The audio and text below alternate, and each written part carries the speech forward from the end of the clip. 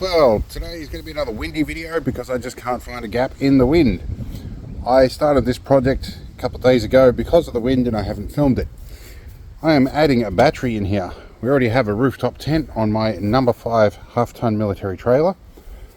But we're adding a trailer in because my apprentice has been using this as the detached abode. I got sick of getting kicked in the head, so we gave her a tent on a trailer instead of her camping in the back of the six-wheel drive ambulance with us. But I have some bits that have just arrived. This is very much a job where I am recycling bits that I already have and buying as minimal parts as possible. The bits I have had to buy are battery terminals, a couple of lighter sockets, some fuse holders and some wire. But we have just about everything else we need in here, including a bus bar and a few other bits and pieces. So we're going to make the best we can with what we've got. Okay, I did buy some timber and had it cut. And this is 1200 by 897 millimeters. Now that's important because across the top of here is 1300. Now to get a piece of timber that has a dimension greater than 1300 was going to cost me more than twice as much. So we're going to make some design sacrifices and make this work anyway. That's the piece that was cut right. Now I was hoping it would sit nicely on the corners, on the edges there, but it's going to be 100mm short. So I have some decisions to make now. Okay, I've made a couple of decisions and I think it's worth explaining what's going on here first. Now there are wheel arches under here that stop this board going backwards. And this little piece here stops this whole board sliding in underneath this. It stops the whole lot moving forwards and backwards. Now these bits on the side here are designed basically to stop that falling over. I'm thinking if I move these bits up and make sides on here and screw them all down, makes that whole area much stronger. Means I can have just a smaller lid in here and that board will still stay where it needs to be without falling over. And it reduces the overall amount of timber I need for the whole thing and reduces the ability for stuff stored underneath here to slide into the battery bay.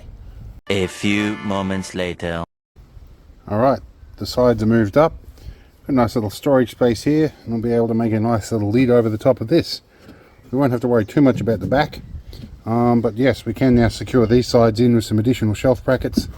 Alright, now I have a metric crap ton of these hinges, or rather not hinges, shelf brackets that I inherited from a hardware shop that was going out of business. I also got some of those, and I've got butt hinges, and I got about 20 boxes of hinges, so I've got probably about 20 kilograms or a metric crap ton of those as well.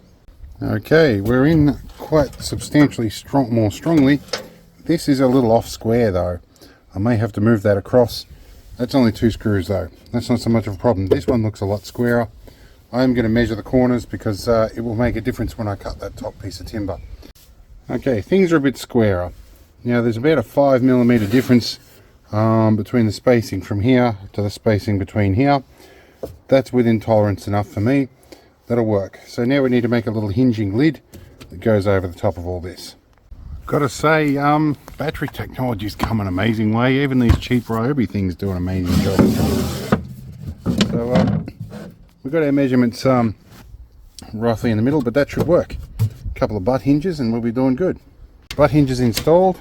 Because the screws I've got are too long, I chucked some offcuts on the back, and that can be useful for stopping stuff sliding around, I guess, from the top. The butt hinges will close, and that means I can set the lid on now and screw it on. Alright, now I've got my holes marked for my hinges. I'm going to go a little bit back so it's central.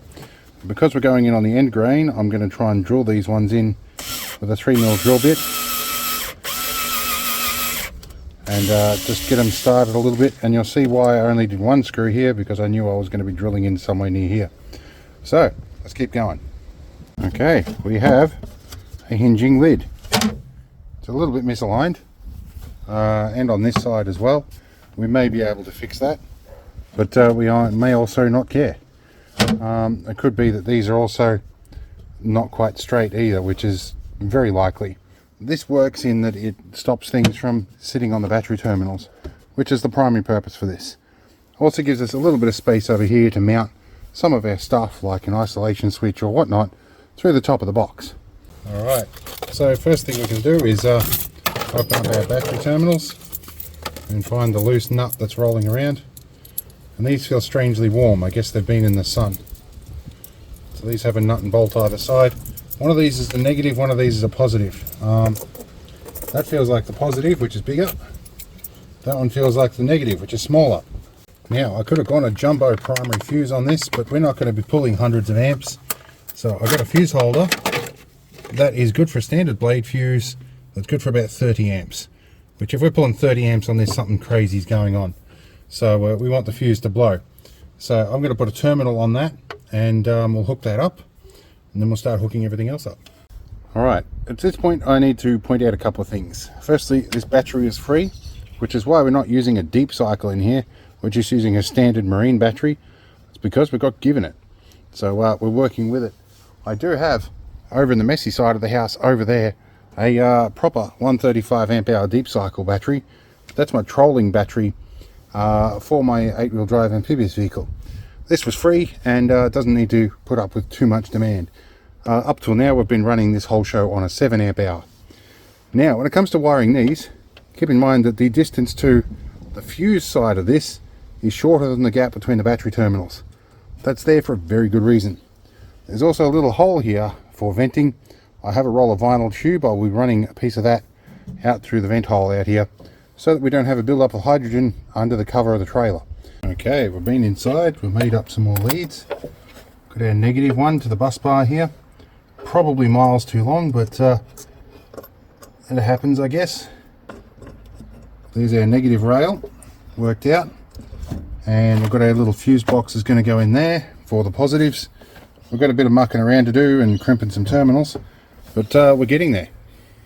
Alright, here's our fuse box wired up, and I will admit there are probably better ways of doing this, and there are fuse boxes you can get that have a common rail in them as well. But again, we're using the bits that I could find, and we're working on a budget. I don't want to spend more than a couple $100 on this whole thing, and we're pretty well right at that. And just like that, we have a solar regulator and also a casualty. I broke my 3mm drill bit. It's probably the third time I've used it. It was a good expensive one too. Alright, now comes the time to decide on what fuses to put in here. So yeah, this is a 30 amp fuse holder, but this is probably about 10 or 15 amp wiring.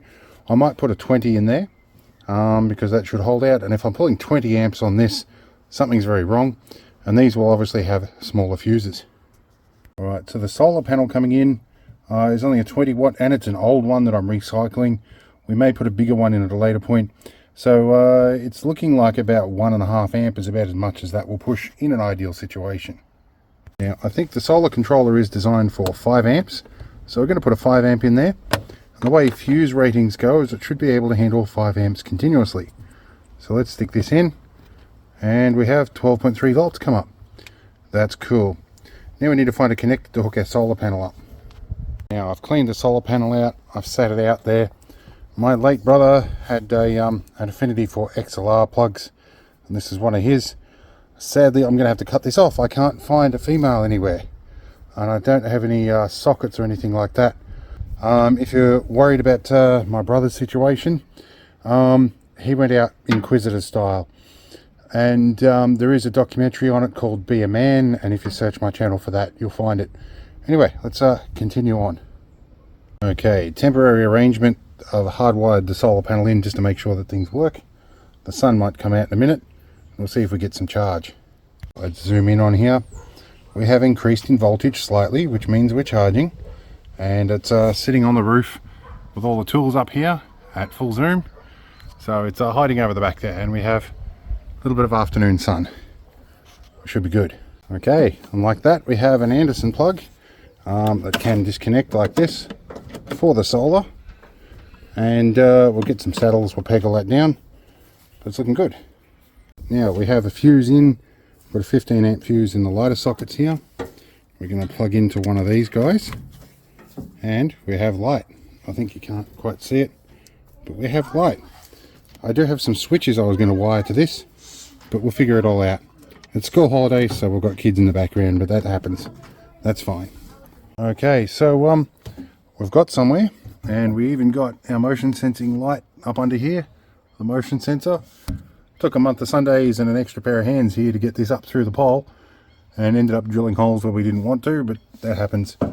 I will get myself some cable saddles instead of screws at some point, but we have tied things down with screws for the time being. There is no switch for this at the moment, but we will find something for that later. I had planned to put toggle switches through this, but it's not going to work with this thickness of wood. For now, we can close our lid. It's all working well, and we ran the piece of pipe here from the hydrogen vent, and it comes out the bung hole there, so we're good. Our solar panel works. We're going to whack that on. We'll put a spare fuse in the slot, and we'll go from there. Anyway, looking good.